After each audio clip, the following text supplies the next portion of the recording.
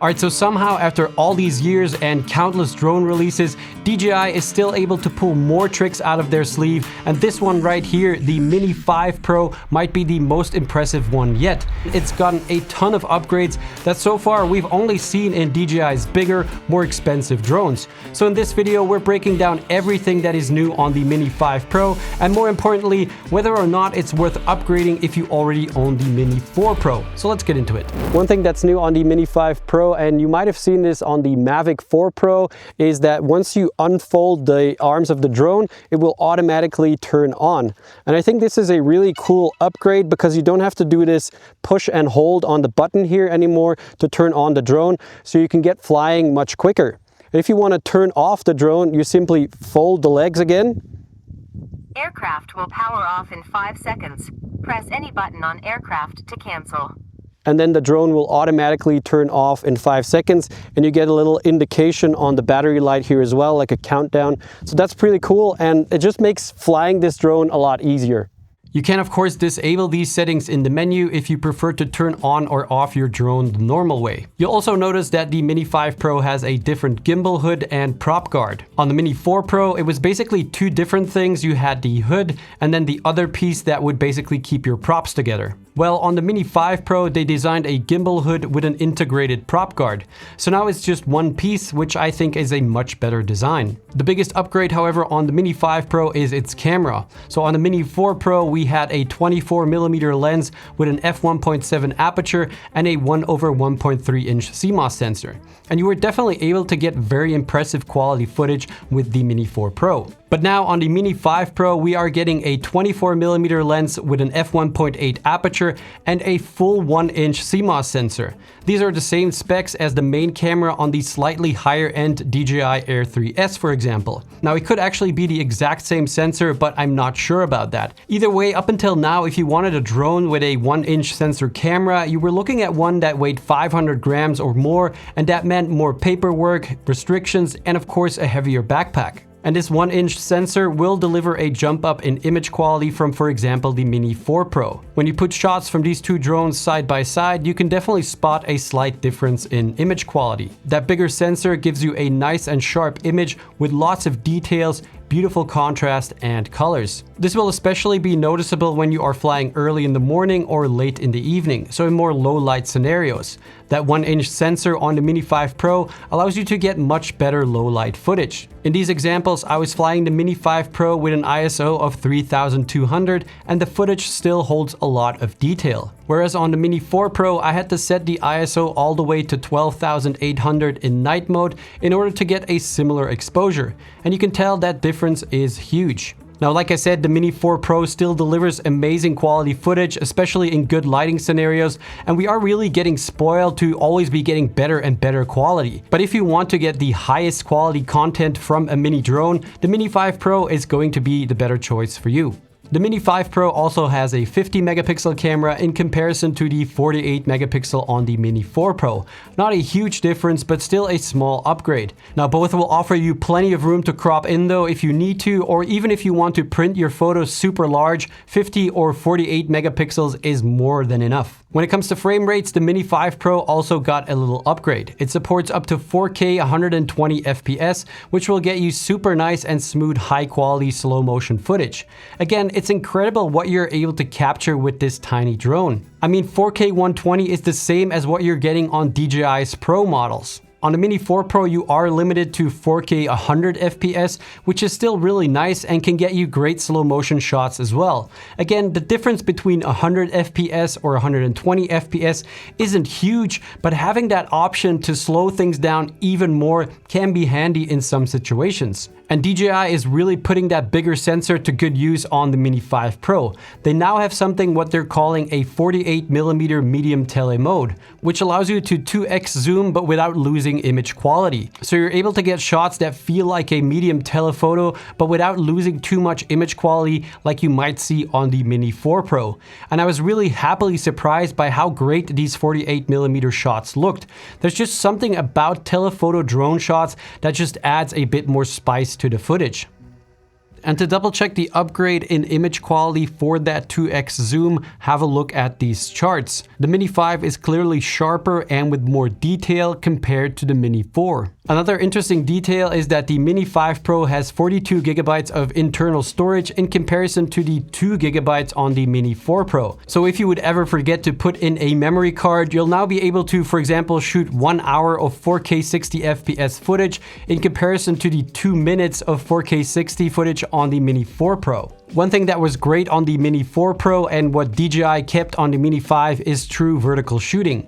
And this is something you don't have on bigger drones like the Air 3S. So it's great if you want to be able to capture full resolution vertical videos or photos and not have to crop in on your horizontal footage. The Mini 5 Pro does go a little further even, and the gimbal can now do a 225-degree flexible gimbal rotation. So you're now able to get some really interesting and creative shots by rotating the gimbal as you fly. Again, this is something we saw on the high-end Mavic 4 Pro, but now we're getting it on this mini drone. And I'm really looking forward to experimenting more with this cool new feature. Both the Mini 4 and the Mini 5 shoot video in either normal mode, 10-bit HLG, or D-Log-M. So still no true D-Log on the Mini 5, DJI is keeping that exclusively for their Pro lineup, but honestly, 10-bit D-Log-M is still super nice, and it does give you a bit more flexibility when grading your footage. Now, another huge upgrade on the Mini 5 Pro is its obstacle avoidance system. But before we get into the specs, I wanted to do a real-world stress test of the obstacle avoidance system, comparing it to the Mini 4 Pro. So I want to test and compare the obstacle avoidance on both of these drones. And I actually did this test on the Mini 4 Pro already in another video when I compared it to the Air 3S. But now I want to see how it stacks up against the Mini 5 Pro. And the way we're going to do this is basically by sending both of these drones into the forest here, joystick pushing forward, and just letting the obstacle avoidance do the work. And let's see how it works. I hope we don't crash any of these drones because that would be a shame. First up is the Mini 4 Pro. Take off.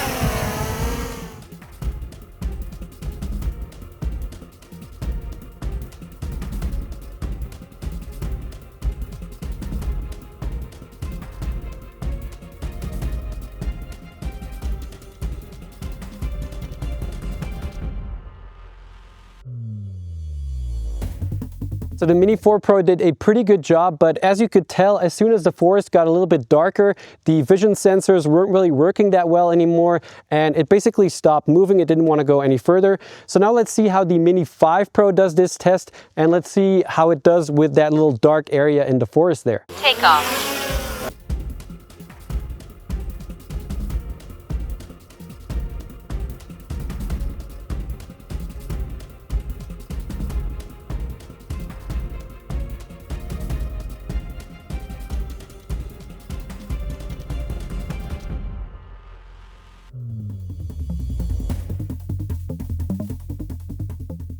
So both of them survived the test, luckily, and I have to say the Mini 4 Pro definitely did a really good job, but let's be honest, the winner is for sure the Mini 5 Pro. As soon as we got to the dark area of the forest, it just kept going, it had no problems. I even felt like it was flying a little bit faster than the Mini 4 Pro, it was just a little bit more agile. So yep, the winner, the Mini 5 Pro. The Mini 4 Pro has 360 obstacle avoidance with vision sensors on the front, back, and bottom of the drone. And this is already really good. These 360-degree sensors give you a lot of peace of mind when flying. The Mini 5 Pro, however, also has that same 360-degree obstacle avoidance with these sensors in the front, back, and bottom. But now DJI have also added a front-facing LiDAR sensor on this drone. Now, we first saw this LiDAR on the Air 3S a little while back, and it's awesome that DJI decided to add this on the new Mini 5 Pro. If you don't know how this LiDAR sensor works, it basically sends out infrared pulses in front of the drone to detect any obstacles. So these infrared pulses bounce off the obstacles and back towards the sensor, letting the drone know that there is an object in front of it.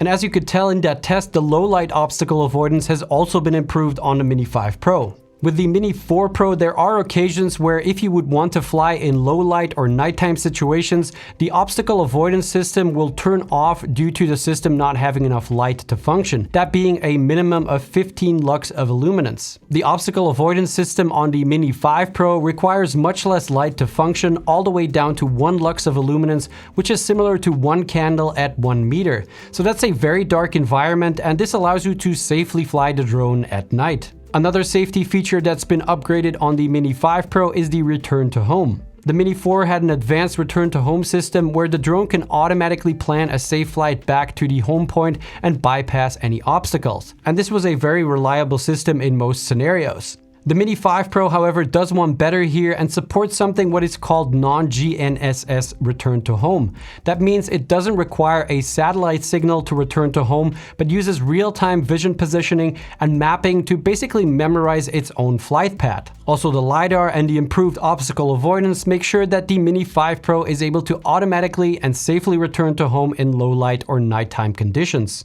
Now I also want to see if the tracking on the Mini 5 Pro has been improved in comparison to the Mini 4 Pro. So how we're going to test this is basically I'm going to have both of these drones track me, and I'm going to walk through the forest here, and then we obviously get a lot of trees blocking the tracking, blocking the camera, and we're going to see how they stack up, how well they perform doing this little test. Okay, let's go!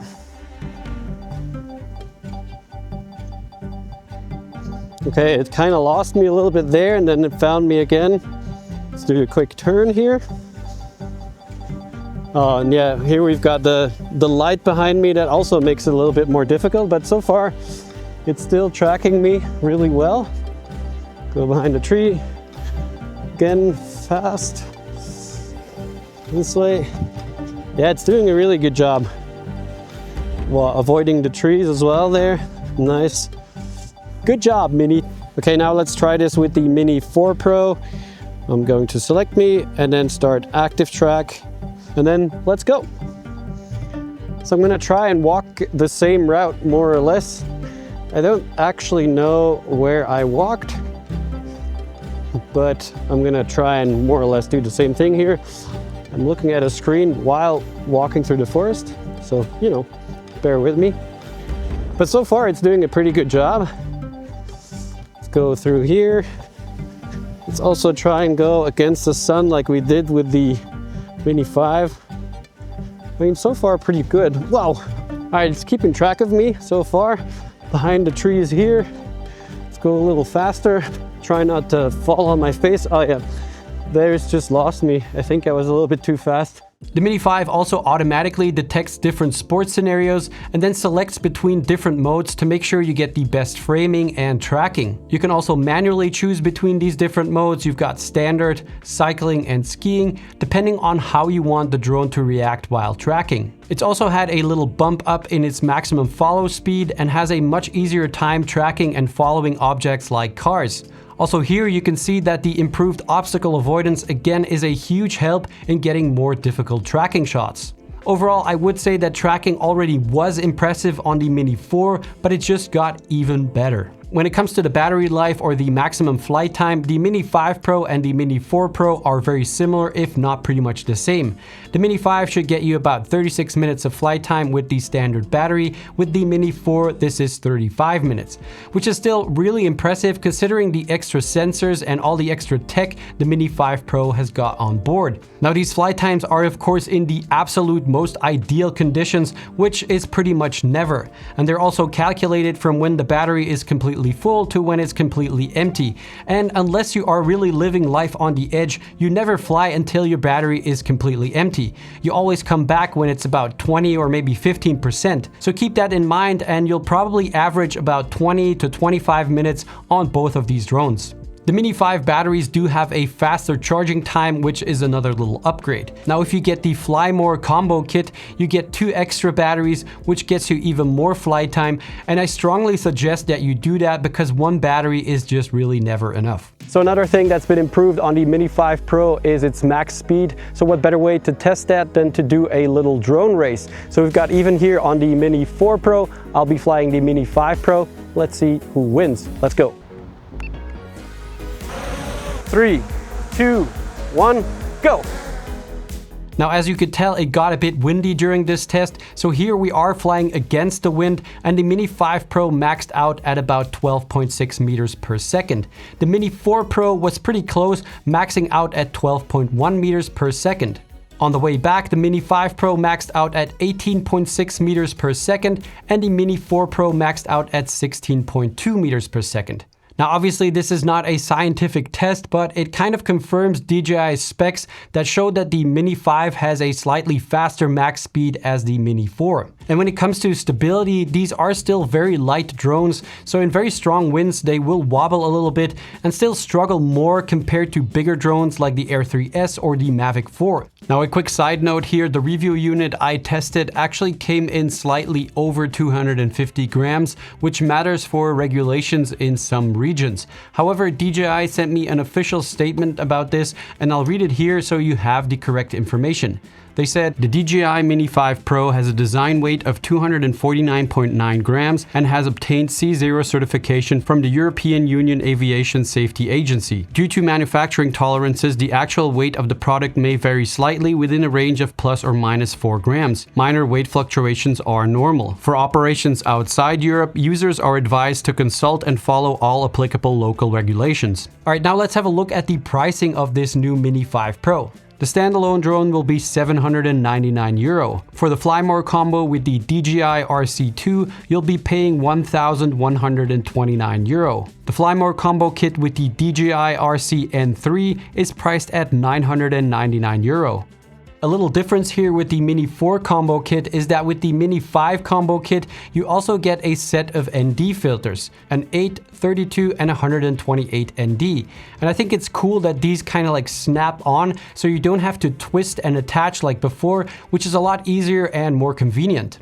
Alright, so if you couldn't already tell from everything we saw in this video, the Mini 5 Pro is a huge upgrade from the Mini 4. They didn't just keep it light, they kept it light while adding stuff that normally belongs in much heavier and more expensive drones. So where the Mini series is definitely aimed at beginners and hobbyists, you are getting professional quality with a bigger sensor, better obstacle avoidance, and all the other small upgrades on this drone. Anyway, that's it for this video. I hope you found it useful, and if you have any questions, definitely drop them down in the comments and I'll try to answer all of them. All right, thanks a lot for watching, and I'll see you guys in the next one. Bye!